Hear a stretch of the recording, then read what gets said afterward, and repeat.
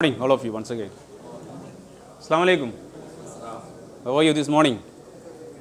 You good? It's too long? Okay. Can I ask you a question? Do you believe that you are a product in the market to sell? Job aspirants. Do you believe that you are a product in the market to sell? No? If not, you need to believe so. And if you believe so, your first obstruction to be hired has overcome. Right.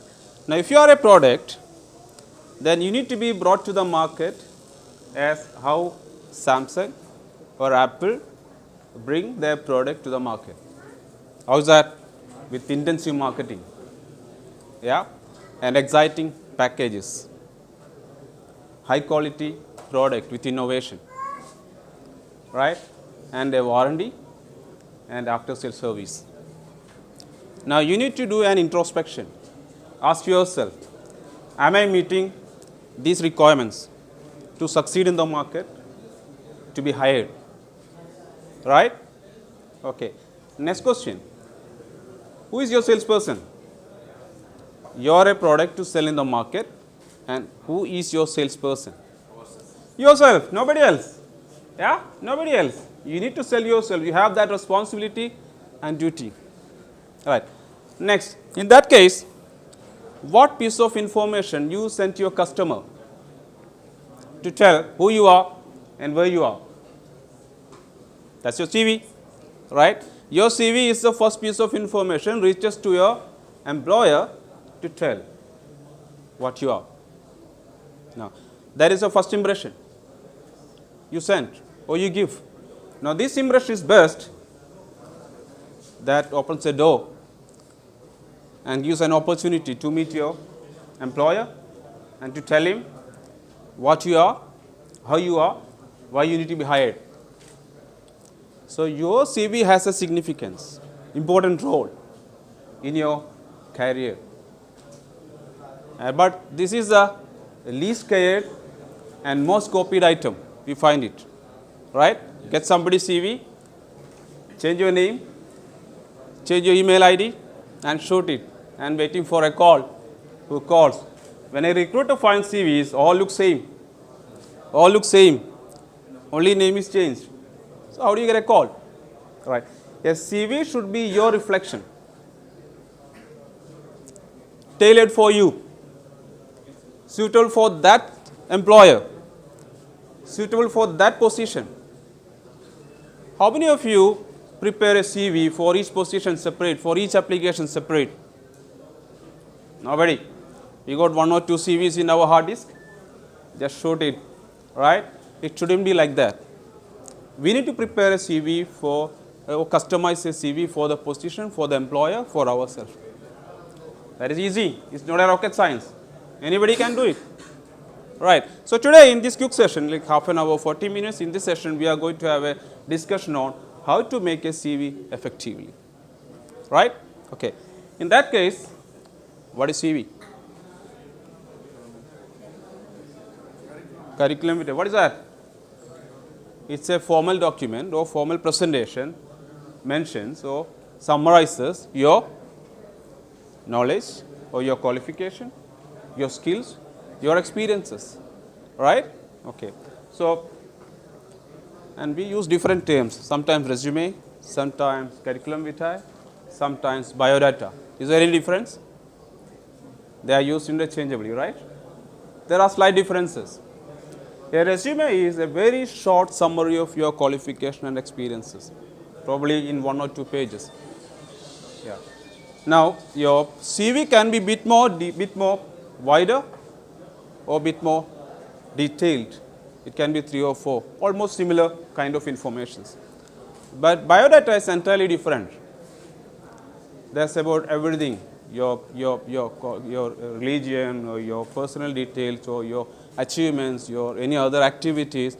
Normally, a biodata is prepared for submitting for an awarding body, like what is prepared in that film Pranjiyatan for Mammootty.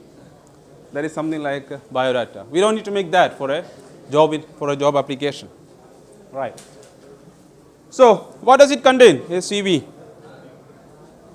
What do you include in it? Now, you may have a thought that or concern that I am a fresher, I don't have any experience, I don't have much to put in my CV. Is it like that? It's wrong. Even you are a fresher, you just came out of your college, you have a lot to include, but you need to think in such a way.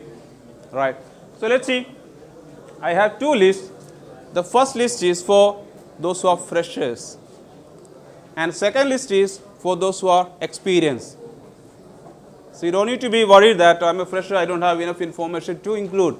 Okay, you can include personal information, your career objective, your educational qualification, your project details if you have done any project in your studies, that can be included.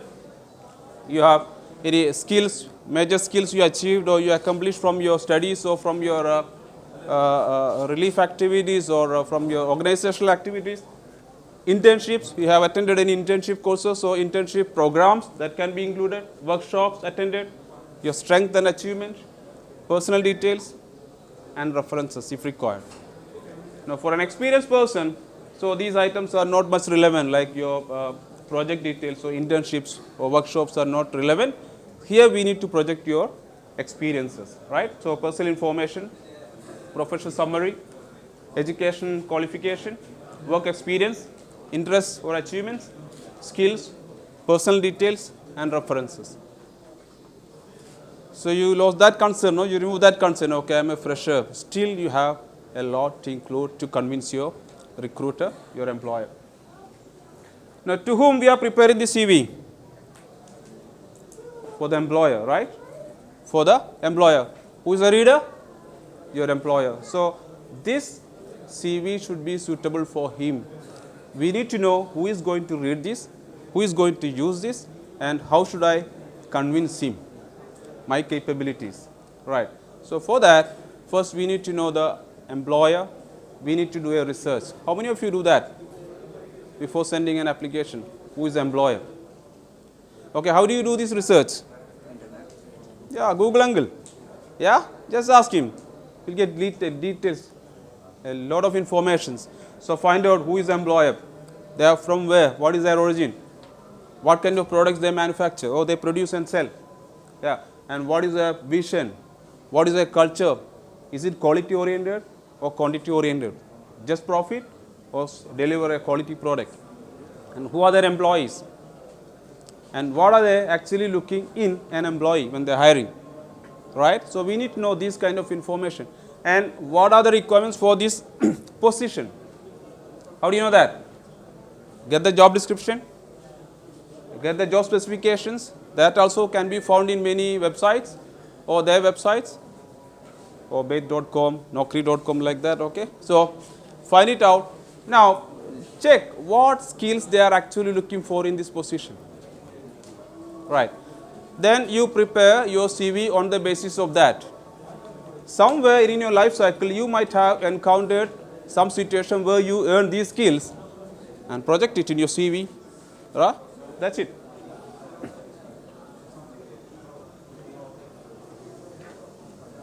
Next question will be, in which format should I make it? There are different formats available. There is no hard and fast rule to make a CV. You can try different items, then which you find more comfortable and more suitable to your skills and positions, just shoot it, make it. So, now you need to think about, how do I present my information, the informations into that. How do I separate different information in the CV? Is it by separating them by a line or keeping them in a, no, that's off? Okay, hello. Keep them in or keeping them in a box, however it is, you decide which is comfortable to you. Then how do you write it? By listing all information in bullet points or in a paragraph. Bullet points are better, easy to scan. Yeah. Then what font size you need to keep for different sections, and what margin we need to have, and ensure you are writing or you are restricting or keeping that into 2 pages, 2 or 3 pages, not a lot. Normally a recruiter An HR manager gets maximum 30 seconds to go through a CV. So he has to find out all the information within that 3 seconds, then only our CV will be selected. Right? Okay. Fine. Now, let's see how do we prepare it. Okay. First section will be your personal details, information or contact details. Does it need a resume or CV heading there? What do you think? Yes. Does it need a CV heading or resume heading there? Actually not. You are preparing a standard CV and whoever gets it, he knows that it's a CV, it's a resume. So you are wasting your space there. No need. It's like that now. You got an apple and writing there apple. This is apple. Not required, right? Same way. So you can skip that item, so you can save the space. So how it comes? With your name. First, on the top, your name. So name can be with bigger, larger size than other lines, and keep it in bold. Now where do you write it? Where do you keep it? Left or center or right? Anywhere. Doesn't matter. Where you feel good. Okay? You can keep that. Next comes your contact number. And when you put the contact number, that is the most important information. If that is wrong, any one digit is changed, you are not going to be contacted. You lose a chance. So recheck it. And when you give it, give your country code. Now they know that where are you located, so you don't need to write your address. And your other address, postbox address is not required. Now nobody is sending a mail like that, right? So you can save that space. Right. Next is your email ID. Again, when you give email ID, ensure the spelling is right and it is professional. How is an email ID? How is an email ID unprofessional? I think Gunda gang, yeah, 007. Oh, your girlfriend name, or your company name, position name. No, this will be changing, right? So normally, your name and some numerals. We put date of birth sometimes, yeah. Skip your year of birth, yeah. At some point of time, we don't feel happy to tell our age, yeah. So it is better. Just first 4 digits of your date of birth and your name.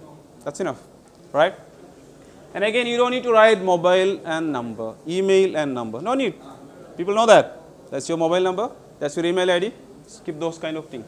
Now, if you have a social media page which you are taking seriously, you are discussing very serious, like especially your area of expertise. That details are discussed and you have pages, then you place that there.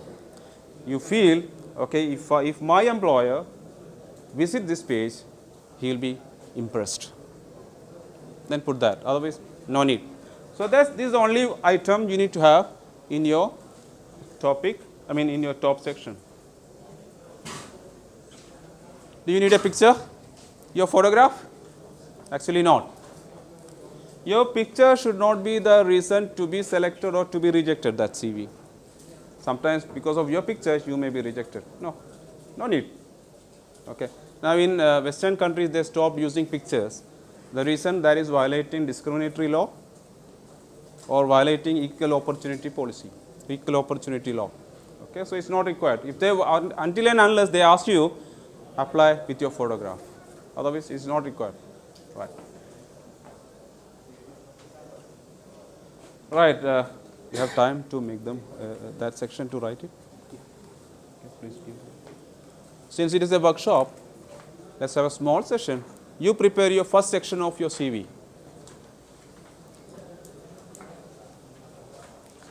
Please try to prepare your first section of your CV now.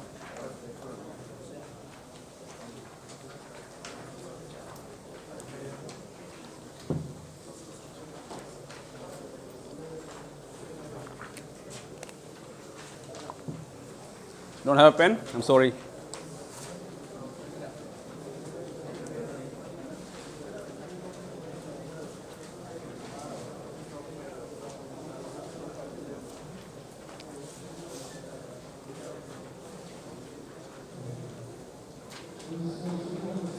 So what is required?